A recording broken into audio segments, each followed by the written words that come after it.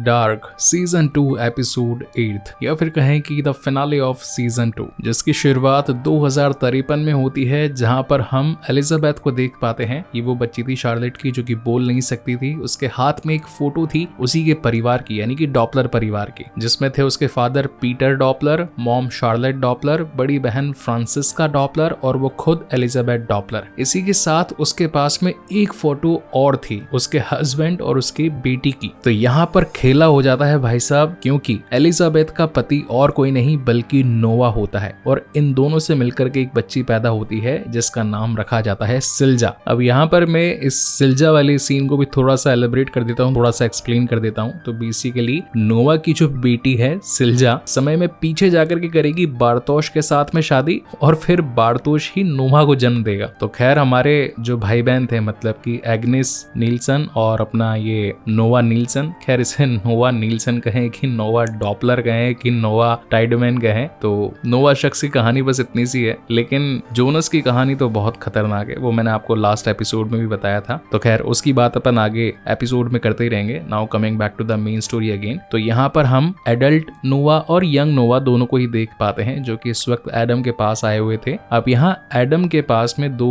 शख्स और थे जो कि मैंने लास्ट एपिसोड में आप लोगों को बता दिया था कि ये बूढ़े लोग और कोई नहीं बल्कि विंडन केव में घुसे जवानी के अंदर फ्रांसिस्का और मैग्नस होते हैं, जो कि एक ऐसी टाइमलाइन में फंस गए जहां पर उनकी उम्र बढ़नी ही थी। जिसके बाद में सीन शिफ्ट होता है 2019 वाली टाइमलाइन पर या फिर कहें कि 2020 वाली टाइमलाइन पर। आज तारीख थी 27 जून और दिन था कयामत का, यानी कि ये वो कयामत का दिन था जिस दिन पूरी तबाही होने वाली थी, सब कुछ तहस नहस होने वाला था। उस न्यूक्लियर वेस्ट के चलते पूरा विंडन तो क्या पूरा देश तबाह होने वाला था। तो अब यहाँ पर एक एक करके चारों फैमिलीज हमें दिखाई जाएगी। सबसे पहले नंबर आता है टाइडमैन फैमिली का, जहां पर रेजिना जिसे कैंसर था वो बहुत ज्यादा पीड़ित हो चुकी थी और उसका बेटा बारतोश उसके पास में बैठा था और कहता है कि हम जल्द ही आपको ठीक कर लेंगे। वहीं पर सीन शिफ्ट होता है यंग जोनस पर, जो कि क्लॉडिया के साथ मिलकर विंडन केव वाले उन्हीं ट्रंक्स के पास पहुंचता है जिसके अंदर गॉड पार्टिकल्स मौजूद थे। वो उनमें से थोड़ा सा गॉड पार्टिकल निकाल लेता है ताकि टाइम ट्रेवल वाली मशीन के साथ में टाइम ट्रेवल कर सके। यहाँ पर हम पावर प्लांट में यानी कि 2019 या फिर कहें कि 2020 वाली टाइमलाइन में अलेक्जेंडर के सामने क्लॉसन को देख पाते हैं जो कि अपने हाथ में सर्च वारंट लेकर के बैठा था और अब पूरी पुलिस फोर्स को बुलाने वाला था, यानी कि पावर प्लांट की शनाख्त तो होनी ही थी। अभी अलेक्जेंडर जो कि वॉलर के साथ में मिला हुआ था, इन दोनों की तो ऐसी तैसी हो चुकी थी कि अब तो गए काम से। यहाँ पर सीन सारे बच्चों की तरफ शिफ्ट होता है जो कि अगेन टाइम में पीछे जाने के बारे में सोचते हैं, मगर बारतोश इन्हें ऐसा करने से रोक देता है और बोलता है कि अगर हम ऐसा करेंगे तो हम नोवा के प्लान को बिगाड़ेंगे, जैसा चल रहा है वैसे चलने दो। वहीं हम कैटरीना को देख पाते हैं जो कि हैना के घर पर आई होती है क्योंकि वो जानती थी कि हैना कमीनी है, उसी ने उल्रिक को गुम किया होगा या फिर कोई साजिश रची होगी। तो वो जैसे उसके घर पर जाती है तो उसे जोनस का वही लाइटनिंग ग्लोब मिलता है और मैप भी मिल जाता है जो कि विंडन केव में जाने के लिए सक्षम था। तो वो लेकर के निकल पड़ती है विंडन केव में। वहीं पर हम बूढ़े वाले एडम को देख पाते हैं जो कि एक और टाइम ट्रेवल करने के लिए तैयार था, कोई फाइनल स्टेप उठाने के लिए। अब वो क्या स्टेप है वो मैं आपको आगे बताऊंगा ही। सीन शिफ्ट होता है 2020 वाली टाइमलाइन पर जब जोनस यंग मार्था को लेकर के आता है बंकर में और उसे सारी कहानी सारी सच्चाई बताता है कि मैं फ्यूचर से आया हूँ, मैंने क्या क्या चीजें फेस करी है, हमारे फैमिलीज के बीच में क्या क्या हुआ है, कितने मर्डर्स हुए हैं, कौन कहाँ पर गायब हुआ है। ये सब सुन करके मार्था को रोना आ जाता है। वहीं इसी टाइमलाइन में वॉलर पहुंचा होता है शार्लेट के पास में और शार्लेट को समझाता है कि पावर प्लांट में मत जाओ, वहां पर कुछ खतरनाक है, क्लोसन को मना कर दो। मगर शार्लेट भी इन्हीं सभी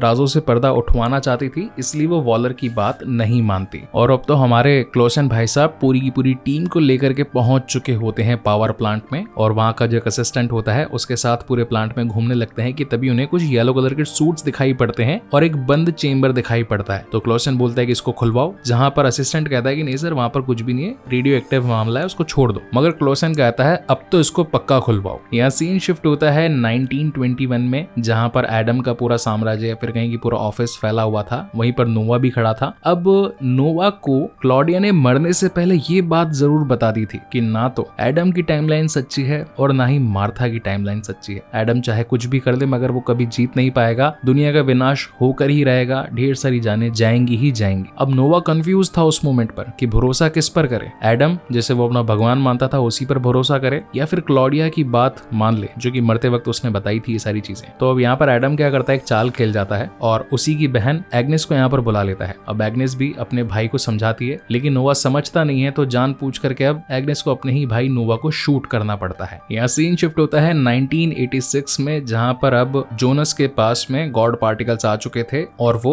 सिगमुंडस क्रेटुस एस्ट के पास में जाकर के टाइम मशीन को एक्टिवेट कर देता है और अब यहाँ से ये दोनों पहुंच जाते हैं 2019 के लिए। वहीं पर 2019 में एडल्ट जोनस के पास में यंग नोवा आकर के एक लेटर देता है और कहता है कि तुम्ही ने मुझसे कहा था कि ये लेटर मुझे तुम तक पहुंचा दो, मतलब कि बूढ़ा वाला जो ओल्डर वर्जन जोनस था, नोवा के थ्रू उसने लेटर जोनस तक पहुंचवाया। इस बेसिकली लेटर में लिखा हुआ था कि टाइमलाइन खत्म होने वाली है, किसी को सैक्रिफाइस देना होगा और यहाँ पर नाम लिखा हुआ था मार्था का, जिसे देख करके जोनस को आ जाता है गुस्सा और वो नोवा को ही मारने की कोशिश करता है। यहाँ सीन शिफ्ट होता है कैटरीना पर, जो कि इस वक्त उस चमकीले ग्लोब के साथ में और मैप के साथ में निकल पड़ती है विंडन केव के अंदर टाइमलाइन में इधर उधर जाने के लिए, ताकि अपने पति और बच्चे को ढूंढ पाए। वहीं 2019 वाली यानी कि 2020 वाली ही टाइमलाइन में ये सभी पुलिस वाले पहुंच चुके होते हैं उस रेडियो एक्टिव चैम्बर में, जहां पर सीमेंटेड उन सभी ट्रंक्स को कर दिया गया था, मतलब कि गॉड पार्टिकल्स को एक पूरे के स्विमिंग पूल में डाल करके बंद कर दिया गया था। ये हमने सीजन 1 के एपिसोड 2-3 में देख लिया था। तो उसी की ही खुदवाई करके एक ट्रंक बाहर खोल दिया जाता है। मीनवाइल अपना जो एक्चुअल वाला जोनस है 2019 वाली टाइमलाइन का, वो अपनी ही टाइमलाइन में आकर के मार्था को देखता है, उसे चूमता है, उसे प्यार का इजहार करता है और कहता है कि अब सारी चीजें खत्म हो जाएगी, अब तुम टेंशन मत लो, हम यहाँ से निकल जाएंगे। मगर यहाँ पर जो मास्टर प्लानर यानी कि एडम, जो बूढ़ा वाला था, वो पहले बैठकर कुछ सोच रहा था, वो यहाँ पर आ जाता है और गन निकाल करके सीधा शूट कर देता है मार्था को। और हमने जो पुराने कई सारे एपिसोड्स में देखा था कि जोनस किस तरीके से फर्श को बार बार देखता रहता है, तो ये यही सीन था कि उसने ऑलरेडी फ्यूचर में मार्था की लाश इस जमीन पर पड़ी हुई देखी थी, इसलिए वो हर बार यहाँ देखा करता था। अब वो यहाँ पर मार्था को बचाने की काफी कोशिश करता है, उसे उठाता भी है, मगर गोली लग चुकी थी और मार्था मर चुकी थी। इधर ये पुलिस इन्वेस्टिगेटर भी एक ट्रंक को खोल करके उसमें से गलती से गॉड पार्टिकल आजाद कर देते हैं। यहाँ सीन शिफ्ट फ्यूचर में होता है 2053 में, जहाँ पर हम एलिजाबेथ को देख पाते हैं। अब अगर आपको मैं थोड़ा सा इजी भाषा में एक्सप्लेन करूं तो 3 अलग अलग जगहों पर यानी कि 3 अलग अलग टाइमलाइन में 3 अलग अलग लोग गॉड पार्टिकल्स के सामने खड़े होते हैं। एक आप फ्यूचर वाला 2053 का टाइम पकड़ लो, एक आप 2020 का टाइमलाइन पकड़ लो और एक आप 1921 का टाइम पकड़ लो, जहां पर गॉड पार्टिकल्स के आसपास में लोग खड़े थे। अब जैसे ये गॉड पार्टिकल्स आजाद होते हैं तो कहीं ना कहीं ये जो 33 सालों की जो तीनों